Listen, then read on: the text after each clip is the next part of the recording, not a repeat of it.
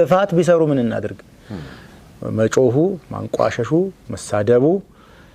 ቅጥ ያጣ ማዋከብና ማጉላላቱ ጉዳቱ የከፋ ነው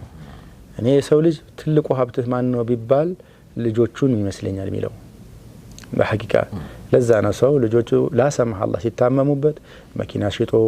ቤት ሽጦ ሱቅ ሽጦ ምናምን ለማሳከም የሚንከራተተው እንጂ ልጆቹን በሱቁ አይቀየርም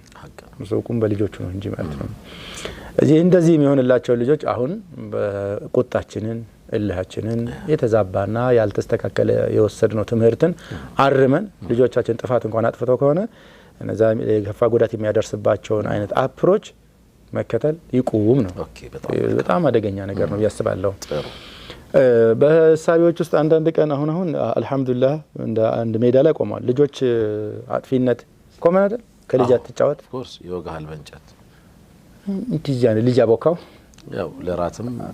ለማይበቃ ምናምን ይባላልና እነዚህ ነገሮች ስነ ልቦና ናቸው እኔ ከንግግሮቹ በላይ ስነ ልቦና ያሳስበኛል በቃ ልጅ ብቃት የለውም ማለት እኮ ነው አገባ ልጅ ያቦካው ለራት አይበቃ ምናምን ስትል ይሮጣል እንጂ አባቱን አይቀጭ ምናምን ስትል በቃ የነሱን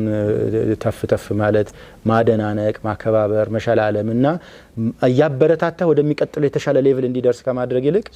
በቃ እንደዚህ መከርከሞች ነው ያሉት ሳናስበው ለዛ ነው በቃ አሁን ክሪኤቲቪቲ የምትለው ነገር ዩኒክ የሆነ ነገር እኮ ቆመዋል ሳስበው ሐቂቃ አይ ዶንት ኖ ወላጆች አባቶች ብቻ አይደለም ተጠያቂው ተብቻለሁ ማህበረሰቡም አዳዲሶቹ ስርዓቶችም ሞባይል ላይ መገተር እንግዲህ ጊዜው በሰጠን ጊዜ እንመጣለን ልጆች የሚሞክሩት ነገር መቆሙ ክሪኤቲቪቲን ገሎታል ብዬ አስባለሁ አይደል አዳዲስ ዕውቀቶች